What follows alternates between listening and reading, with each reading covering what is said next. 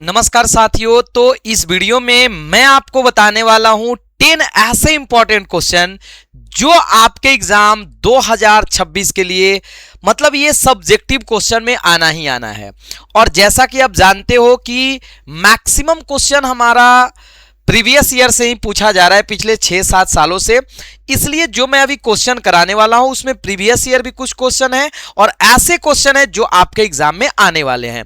तो मैं बोलूंगा कि इस वीडियो को अभी कंप्लीट करके कमेंट करके बता दो कि यस भैया हम लोग को पूरा का पूरा क्वेश्चन आंसर याद हो गया। क्योंकि मैंने 3 वीडियो कल डाला था। पहला हमने बताया था कि समरी कैसे लिखे, दूसरा में हमने लाइन एक्सप्लेनेशन बताया था, थर्ड में मैंने बताया था कि 5 मार्क्स के क्वेश्चन को कैसे इजीली मतलब लिख सकते हो आसानी से। और आज ये हमारा उस ट्रिक का, उस क्वेश्चन आंसर का सबसे मोस्ट इंपॉर्टेंट वीडियो होने वाला है। आप लोग ही कमेंट करके बोले हैं कि भैया गेस क्वेश्चन बता दो, तो मैं आप लोग के लिए आज ऐसे मोस्ट इंपॉर्टेंट, चूंकि पहले भी मैं करा चुका हूं, उसके आगे मैं ऐसे क्वेश्चन कराने वाला हूं जो आपके एग्जाम के लिए बहुत ही ज्यादा इंपॉर्टेंट होने वाला है।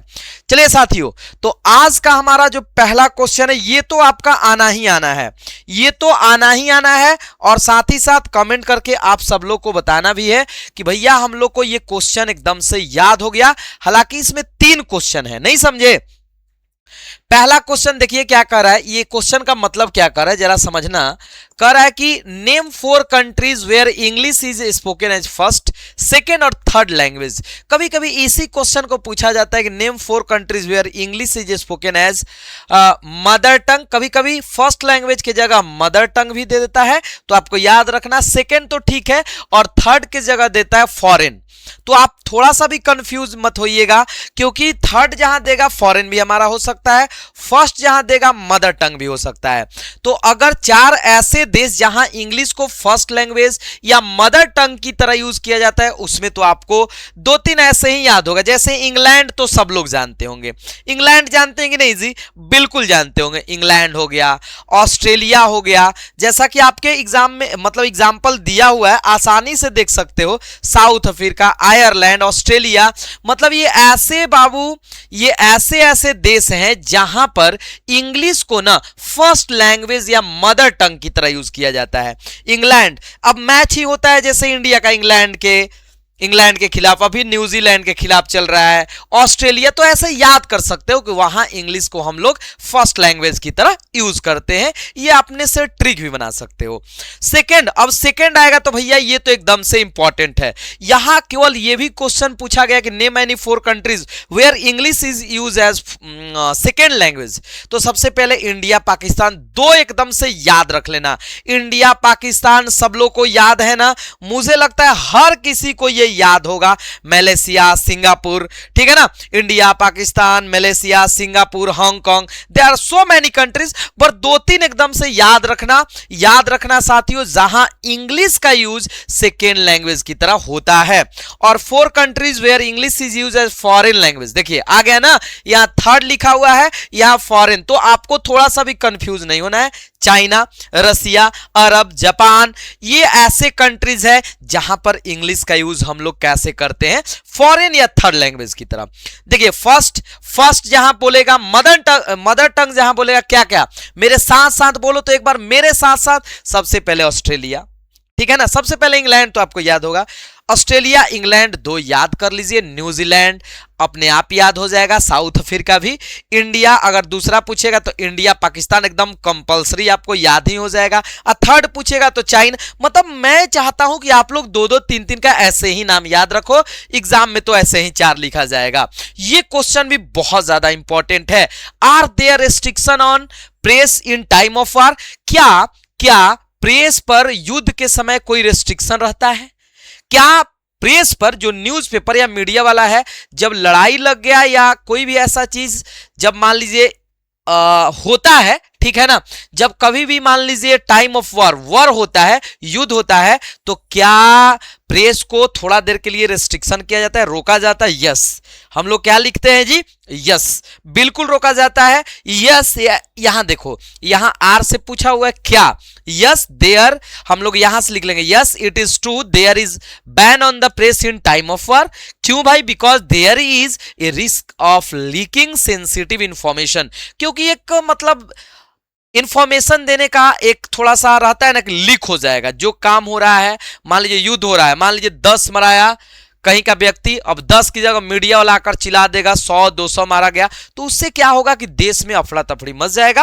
आ रहा बात समझ में ना, तो इजिली ये भी लिख सकते हो, यहां तक भी लिख सकते हो, तो कोई प्रॉब्लम नहीं, कोई परेशानी नहीं, आसानी से लिख सकते हो, ठीक है ना।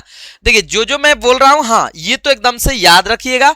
Why did SEBI wander about the town, SEBI क्यों घूम रहा था टाउन में, तो SEBI wandered about the town in search of, ठीक है ना, या लुकिंग फॉर गॉड्स, गॉड्स के लिए, और किस टाइप का वो गॉड्स पसंद करता था, इवन एंड सिमेट्रिकल, ये भी माइंड में याद रखना है। और क्वेश्चन आंसर को थोड़ा और बनाकर लिखने के लिए, Sebi wandered about the town, according to the poet Sebi wandered about the town looking for gods, he like symmetrical and even and symmetrical gods, ठीक है ना, that he could do experiment on it. तो याद हो जाएगा आप लोग को, आसानी से याद हो जाएगा। टॉप 10 क्वेश्चन हम कराने वाले हैं, मुझे लगता है कि आसानी से यहां ये याद हो गया होगा, आसानी से आप लोग को याद हो जाएगा, कोई दिक्कत कोई परेशानी नहीं होगा, ठीक है ना, कोई दिक्कत कोई परेशानी आप लोग को होने वाला नहीं है।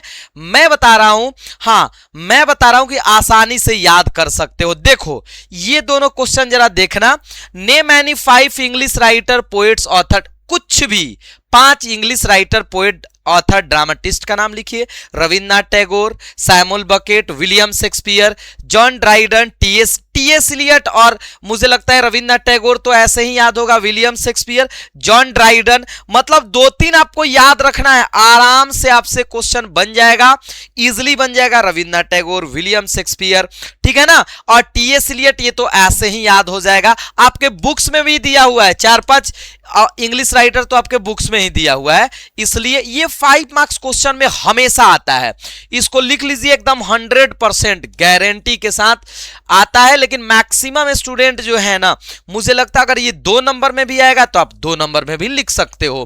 क्या कह रहा है क्वेश्चन, अब चूंकि 5 मार्क्स में मैक्सिमम स्टूडेंट क्या करते हैं ना, कि मैक्सिमम स्टूडेंट तो 5 मार्क्स में 2 मैच ऑफ द फॉलोइंग बना लेते हैं, और एक अपना ट्रांसलेशन या प्रोज या पोएट्री से क्या लिख लेते हैं, समरी लिख लेते हैं।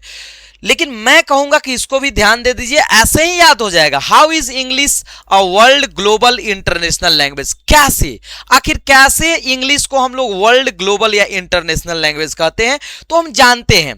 देखिए, the language which is written, spoken and understood on a large area of the world map is said to be a world, मतलब ऐसा लैंग्वेज जो लिखा जाता है, बोला जाता है, समझा जाता है पूरे वर्ल्ड मैप पर। जैसे आप उसी को आप क्या बोल सकते हो, वर्ल्ड लैंग्वेज, ग्लोबल लैंग्वेज, और इंग्लिश ऑब्वियसली हमारा उनमें से एक है। अब बात समझ में ना जी, and undoubtedly it's credit goes to English, बिल्कुल सही बात है। Approx all the countries of the world have adopted it, लगभग हर देश इस लैंग्वेज को क्या कर चुका है, अपना चुका है, आइदर एज मदर, सेकेंड और फॉरेन लैंग्वेज। अभी हम लोग पढ़े हैं ना, या तो कहीं मदर टंग की तरह यूज किया जाता है, या तो कहीं हम लोग इसका यूज सेकेंड लैंग्वेज की तरह करते हैं, और या तो इसका यूज हम लोग कैसे करते हैं भाई, फॉरेन लैंग्वेज की तरह, फर्स्ट सेकेंड या थर्ड लैंग्वेज की तरह करते हैं। It has been the language of science and technology, trade and marketing, books and academic, sports and communication, computer, internet today, मतलब हर जगह इसका मार्केटिंग, ट्रेड में, टेक्नोलॉजी में, साइंस में, बुक्स में, स्पोर्ट्स में, एकेडमिक में, कम्युनिकेशन में, कंप्यूटर में, इंटरनेट में, मतलब हर जगह इसका यूज किया जा रहा है। इसका यूज हर जगह किया जा रहा है साथियों, हर जगह किया जा रहा है, तो आप लोग याद रखिएगा। इसलिए इंग्लिश को हम लोग इंटरनेशनल लैंग्वेज बोल सकते हैं। मान लीजिए नहीं भी याद है, English is international language because it is spoken, understood, written all over the world.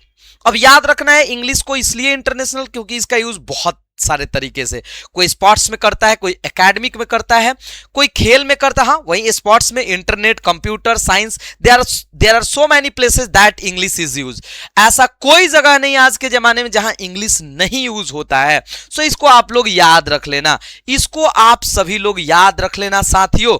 अगला क्वेश्चन, अगला, why is Macavity termed a criminal? Macavity को क्यों क्रिमिनल कहा गया है? By nature Macavity is a criminal cat, क्योंकि ही ब्रेक्स एवरी लॉ, क्योंकि इसने हर नियम को तोड़ा है, ठीक है ना, लेकिन ये आज भी इसके भाग जाता है।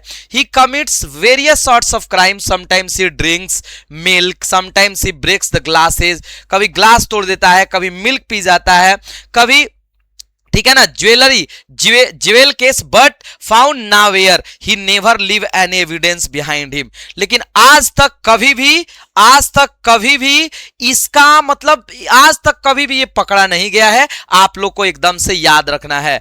तो सभी लोग जितने भी स्टूडेंट हैं एक काम करेंगे, जरूर बताएंगे कि आपको सारे के सारे क्वेश्चन आंसर याद हुए कि नहीं हुए, ठीक है ना। कमेंट करके आप लोग जरूर बताएंगे क्योंकि ये ऐसे क्वेश्चन है जो आपके एग्जाम में हमेशा आता है। What are the dramatic structure of a tragedy, मतलब ड्रामेटिक स्ट्रक्चर बताना है जो ट्रेजेडी में यूज किया जाता है, ठीक है ना। जैसे क्या क्या, exposition, complication, crisis, denouement, catastrophe, conclusion, there are so many things that are use, ठीक है ना, that are use the dramatic structure. ये ड्रामेटिक स्ट्रक्चर है, आप लोग को याद रखना है। कभी कभी ये क्वेश्चन पूछ देता है, नहीं समझे, कभी कभी ये क्वेश्चन पूछ देता है।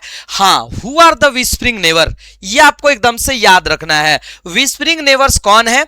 तो are the angel of death who seizes our soul and the result we die, जो हमारे आत्मा को, सोल को क्या कर देता है? सीज कर देता है, और उसके वजह से हम लोग क्या हो जाते हैं? मर जाते हैं, मृत्यु लोग प्राप्त हो जाते हैं। उसी को हम लोग क्या बोलते हैं? विस्परिंग नेवर बोलते हैं।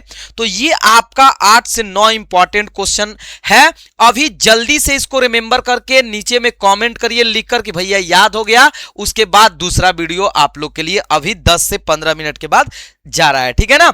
इतना वीडियो आप लोग को जाएगा 2-3 दिन, मतलब इतना इंपॉर्टेंट क्वेश्चन, चाहे क्वेश्चन आंसर हो चाहे ऐसे हो, सारे के सारे चीज हम लोग कंप्लीट करने वाले हैं। तो कमेंट करके जल्दी से बता दीजिएगा। जय हिंद।